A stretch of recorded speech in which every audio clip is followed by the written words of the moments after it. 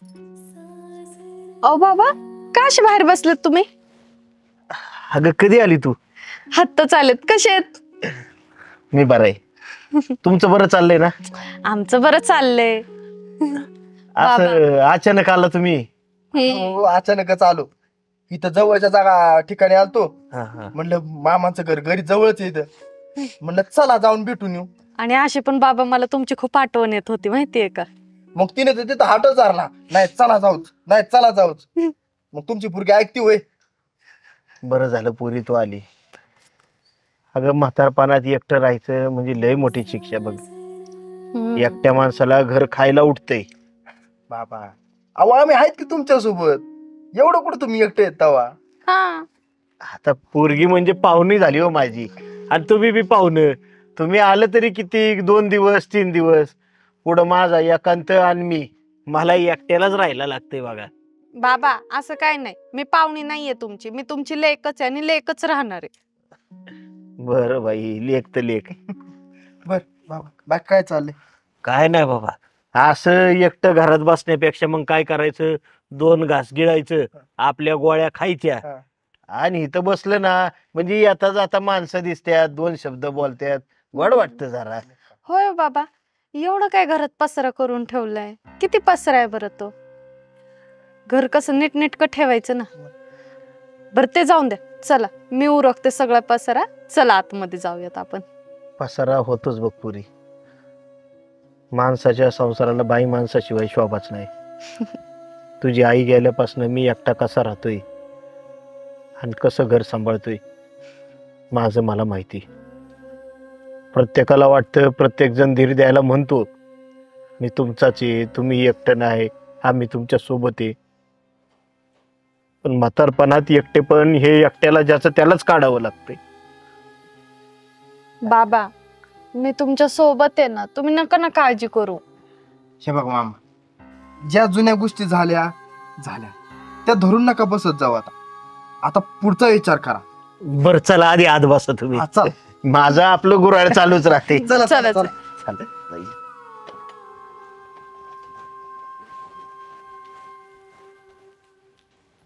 या बाबा बसा.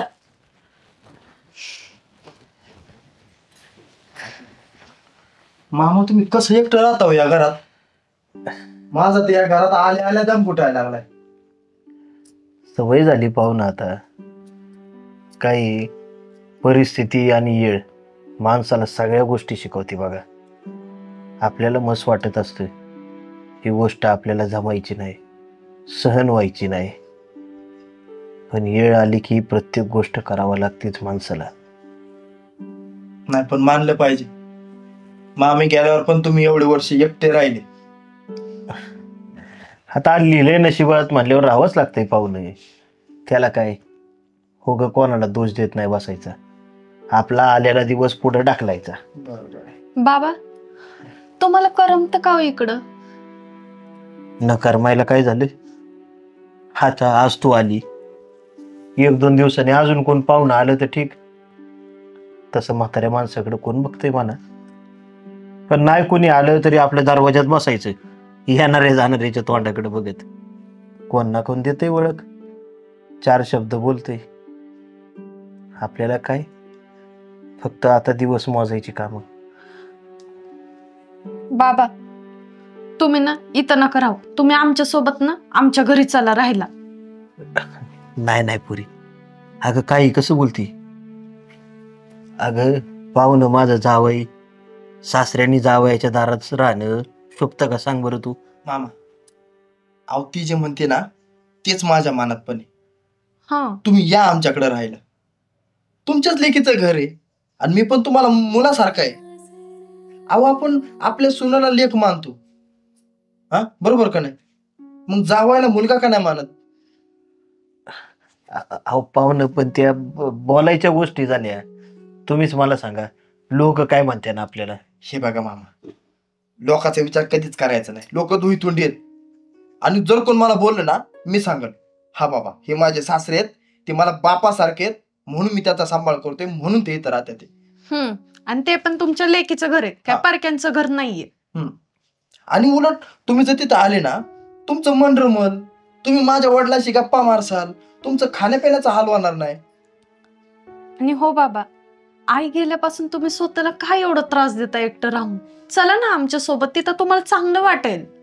ऐका, थोडे लेखीचं ऐका आपल्या. हे बघा, आता किती झालं तरी जावई बापू बी मला मुलासारखे आहेत आणि त्यांचा हट्ट काय मला मोडवायचा नाही. तेव्हा बी येतो तुमच्या इथं राहायला. काय तुम्ही येते आमच्या इथे राहायला? अगं मी देवाला कायम भांडायचो आतापर्यंत का तू मला पोरगा का नाही दिला एखादा, म्हातारपणात माझी काळजी घेईन, मला सांभाळीन. पण देवाने जावयाच्या रूपाने मला पोरगाच दिलाय बघ. चालतंय, आता तुम्ही म्हणताय ना तर येतो राहिला मी. हा चालन. आणि बिनधास्त राहा, किती दिवस राहायचे तेवढं राहा, वाटल्यास तर कायम स्वरूपी तिथंच राहा, काही टेन्शन नाही. हो आता चला मग आपण निघूयात. चालते, पण माझी बॅगा कपडे तर घ्यायला लागते ना. काय बॅगा कपडे? मी आहे ना, मी भरते. चला तुमच्या बॅगी वगैरे. निवांत, काही सुद्धा टेन्शन घेऊ नका, आम्ही दोघं आहेत. हा चला चला चला. या. अयो,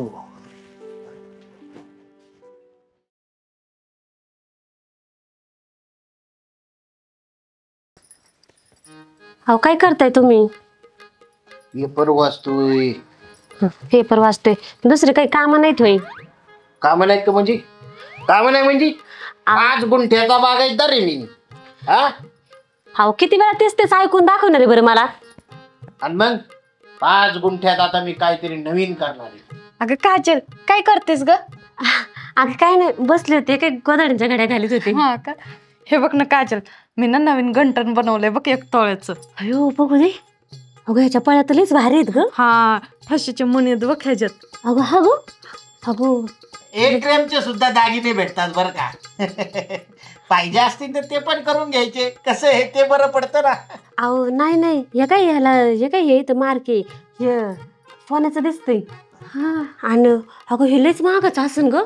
हा तसं महागाच आहे बर का. अगं पण एवढे पैसे कुठून आले? अगं ते ना आम्ही आता शेळी पालन चालू केले ना, तर ते शेळ्यांना कळलं झाली की ती मोठी झाली की आम्ही विकतो. मग त्याच पैशात मी ना जरा दागिने केले. म्हटलं कसं 4 चौघात घालायला बरं पडतं ना ग, कुठं पण यायला जायला. हो बघा ना कसलं भारी आहे ना. नाही, मला आहे ना मुळात सोनं आवडतच नाही. कसं आहे माहितीये का, उगीच चोरी वगैरे झालं, कुणी दरोडा टाकला तर सोन्यासाठी माणसांनाच फटकावतात. अहो पण बाईचं रूपच खोलून दिसतं ना दागिन्यांनी. हा, पण आता काय उपयोगाचं आहे ते, मला तर पटतच नाही. भारी अगं. हा ना, मस्त आहे. बरं चल मी येते बरं का. का ग बस की. अगं काम आहे मला. कामं असतील त्यांना, शेळी पालन चालू केलंय ना आता. हे भारी आहे बरं का शेळी पालन, आहे का नाही? आहे का नाही हो? आपण तुम्हाला थोडीफार आमच्यासारखी जमीन पाहिजे होती बरं का. जमीन काहीच नाही, पण चालायचं आता, करतात काहीतरी. बरं येते मी. हा, काय हो मस्त आहे का नाही गळ्यातलं? आईला माणसं शेळ्यांच्या जीवावर एवढं करायला लागली. अरे मी सुद्धा बागायतदारी 5 गुंठ्याचा बघतो मी. अहो मला पण पाहिजे ना गळ्यातलं. तुला गळ्यातलं पाहिजे? हा. अगं कशाला, चोरांनी पकडलं तर लय धपकवत्यात. हा, अहो पण तसं पण माझ्या गळ्यात काय असतं, हे एवढंच किती वर्ष झाले हेच गळ्यात घालून फिरते मी. आता हे बघ, तुझ्या गळ्यात नाही, तिच्या गळ्यात आहे ना. समज उद्या तिच्याच गळ्यात नसलं मग काय? मग तुम्ही दोघी बरोबर मॅचिंग वाहतान का नाही? हा बर शेळी पालन वे. आले मी. शेळी पालनच काहीतरी करायचं. शेळ्यांच्या जीवावर दागिने करून मला दाखवायला लागतात काय?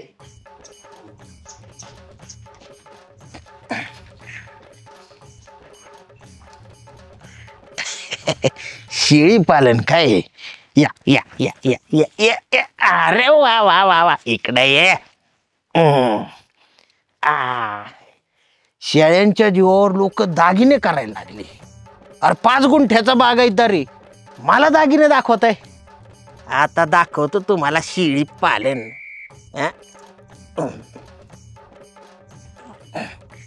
चारा कुठे गेला, चारा कुठे गेला? खा खा खा खा खा खा खा, अरे खा.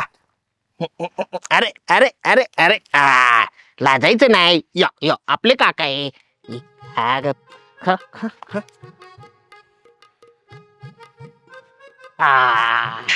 ख, ख, ख, ख, ख, ख. अयो अहो आले तुम्ही. हा. हे घ्या. अरे वा वा वा. दूध. हा तुम्हाला आवडतं ना, ताजं ताजं शेळीचं दूध घेऊन आलेली. वा. अहो कसं चांगलं असतं नाही का शरीरासाठी ताजं ताजं दूध. घ्या, घ्या.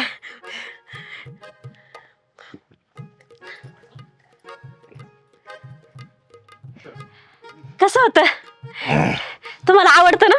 हा. द्या इकडं. तुम्ही आराम करा आता, मी स्वयंपाकाचं बघते. वा वा. असं दूध मिळलं पाहिजे रोज. वा. आयुष्यात काय पाहिजे. या या या या या या या. अयो आईला काय नाही गडबड झाली. अयो अयो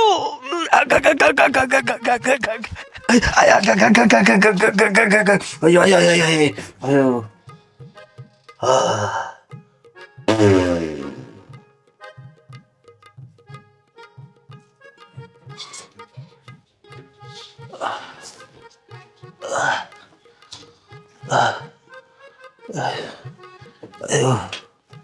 काय असलं कधी झालं नव्हतं रे देवा.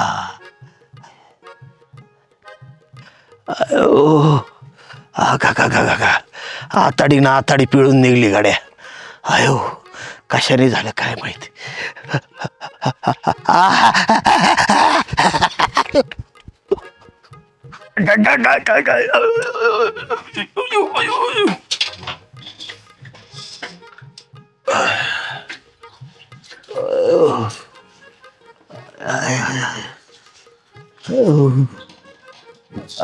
हो काय झालंय. I I I. अहो काय होते, नुसतंच कानात आहे.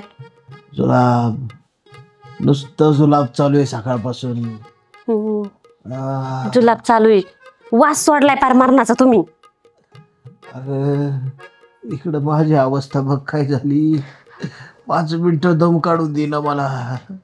एक काम कर ना, अगं तिकडे ना संडासा बाहेरच पोते टाक मला बसायला. अहो काय बोलताय, जा जाऊ ना एक पटकन जा. जाऊ दे म्हणजे अगं मलाच कळा ना आता येतंय का जातंय. असं काय खाल्लं होतं बरं तुम्ही? कशाचं काय तुला सांगतो.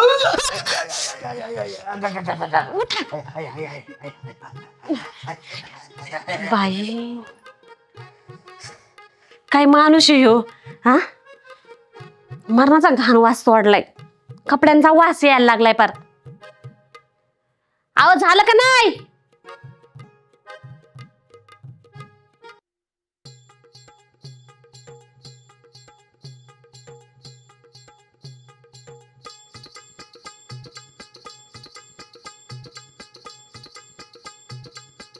अख्या कपड्यांचा वास सोडला या माणसाने.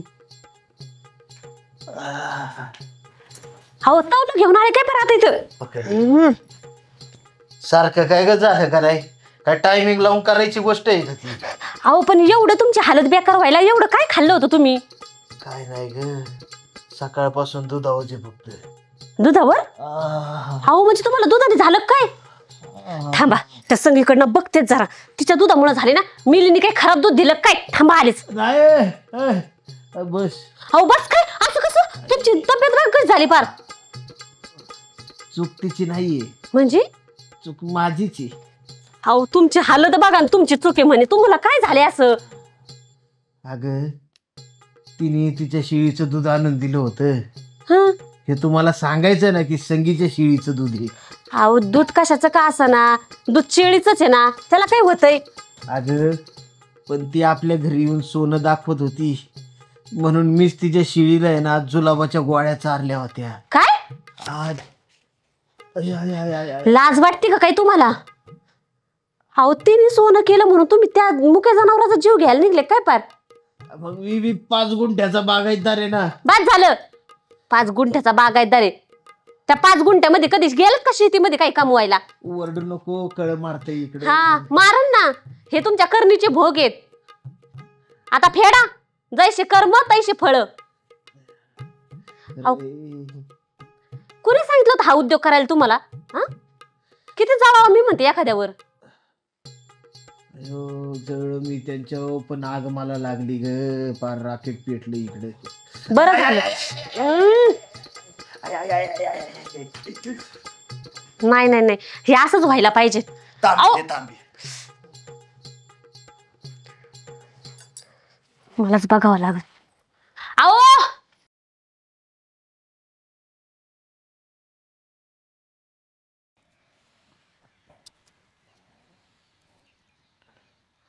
माझी माती,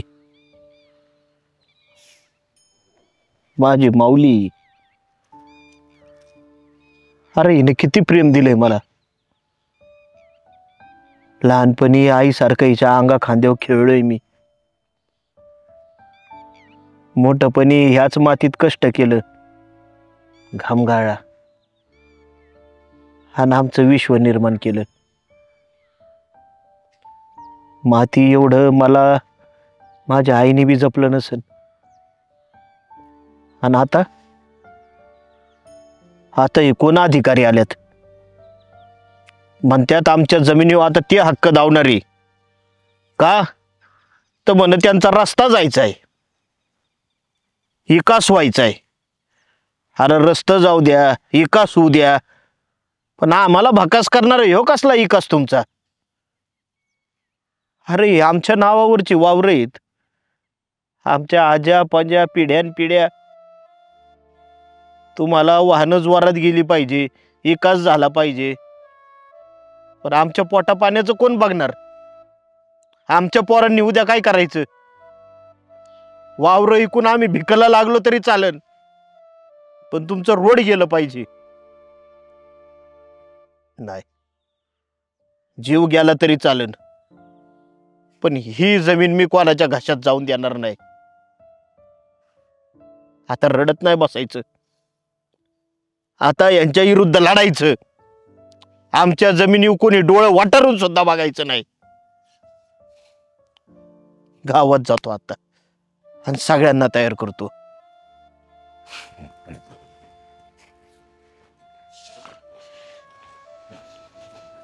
भाऊजी, तुम्ही सांगताय ते खरं आहे का हो? वहिनी मी काय म्हणतो, उठून सुटून कोणी येईन आणि आपल्या जमिनी मागन आपण काय त्यांना सगळा अधिकार द्यायचा काय? नाही नाही, हे पण बरोबर आहे ग. आपल्या लेकरांचं काय, पुढच्या पिढीचं काय? आपण आतापर्यंत त्याच्यात मातीत राबत आलोय. मग आपला जन्म त्या मातीत झालाय, आपण ते कसं काय सोडणार? आपला तो अधिकार आहे, आपण आपला अधिकार नाही हरू शकत. मी तेच म्हणतो, कोणी किती लाख येऊ दे, कोणी किती काय करू दे, किती काय पैसे देऊ दे, आपण आपला जमिनीचा हक्क सोडायचा नाही. पण भाऊजी, तो माणूस ऐकणार आहे वय? हा, का नाही ऐकणार? आपली जमीन ती त्याची थोडी आहे. नाही, पण आपण सगळ्यांनी एकजुटीने बोललं पाहिजे, हो, त्याशिवाय काय होणार नाही. आपणच हिंमत दाखवली पाहिजे, तेव्हाच तो माणूस ऐकल, नाही तर कशाला ऐकल ते? मग तेच सांगायला जाऊ ना आपण त्याला, तो आता आलेला आपल्या त्यासाठीच बोलवलंय सगळ्यांना. खरे वय, चला चला चल बाबा. चला तुम्ही.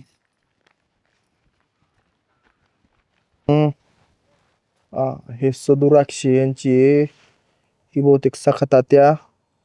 माग सोनवणे, वंडगुळे आणि शिंदे. हा, मग एवढ्या जमीन आहेत. हो, कशाला बोलवलं साहेब? आले का? म्हणलं तुमची कागदपत्र थोडी जमा करा आमच्याकडं. आता हायवेच्या कामात जमीन गेली ना तुमची, तुम्हाला सरकार योग्य तो सगळा मोबदला देईल. तुम्ही फक्त कागदाची पूर्तता करा. नाही नाही, आम्ही नाही कागदपत्र जमा करणार. आमची जमीन आम्हाला राहू द्या ना. आणि आम्हाला नकोय मोबदला बिबदला काही, आहे का नाही? अहो, इथून 6 पदरी रोड जाणार आहे. 6 पदरी रोड गेल्यामुळे गावचा विकासच होणार आहे की. आम्हाला नकोय तो रोड बीड, आम्हाला आमची जमीन खूप छान आहे. आणि तुमचे पैसे घेऊन आम्ही काय करायचं? आम्ही कुठून शेती पिकवायची परत? अहो, सरकार तुम्हाला चांगला मोबदला पण देते त्याच्या बदल्यात. अहो, पण सरकारने हा विचार केला पाहिजे ना. ते रोडाचं काय करायचं? सगळं प्रदूषणच होईल की आमच्या शेतीमध्ये, आणि आम्ही काय पिकवायचं आणि काय खायचं? अहो ताई, प्रदूषण काय नसतं. इथून दळणवळण वाढल, चांगल्या चांगल्या मोठ्या मोठ्या गाड्या जातील, गावचा विकास होईल. हो साहेब, मी काय म्हणतो, त्या कसल्याही गोष्टी आम्हाला मान्य नाही, तर आम्हाला ते नकोय. पण ते नका घालू आमच्या वावरातून रोड तुमचा. हे बघा, हा सरकारी रोड आहे, इथं काय तुम्हाला नाही मानता येत नाही. तुमची कागदपत्र फक्त जमा करा. अहो, पण ही काय जबरदस्ती झाली बघा. नमस्कार साहेब. तुम्ही, तुमचं नाव? सदू अण्णा. सदू अण्णा. हा, तुमचं नाव आहे. ही मागची जमीन तुमचीच आहे ना? हा. एक काम करा काका, तुमची सगळी कागदपत्र कार्यालयात जमा करा हं. आणि मग तुम्हाला मोबदला भेटन. कोणत्या जमिनीचं? हायवे जाणार इथून. कोणाची जमीन आहे ती? तुमची जमीन आहे. मग तुम्ही ठरवणारे कोण? जमीन विकायची आणि तुम्ही मोबदला देणार आणि मग आम्ही सह्या करायची आणि कागद गोळा करायची? अहो नाही, हा हायवेचा एक पट्टा गेलेला आहे. त्या हायवेच्या पट्ट्यात ज्यांच्या जमिनी आल्या त्यांना सरकार व्यवस्थित मोबदला देणार आहे. नाही, तुमच्या सरकारला थोडीफार अक्कल आहे का?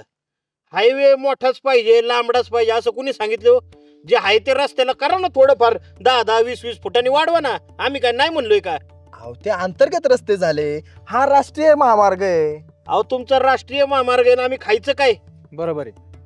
तुमचं साधा हायवे बांधणारा टोल नाक्यावाला ठेकेदार आमची पोर लहान असल्यापासून मोठी झाली तर टोल नाका चालवितोय, त्याचा विचार करता तुम्ही. आम्ही काय करायचं?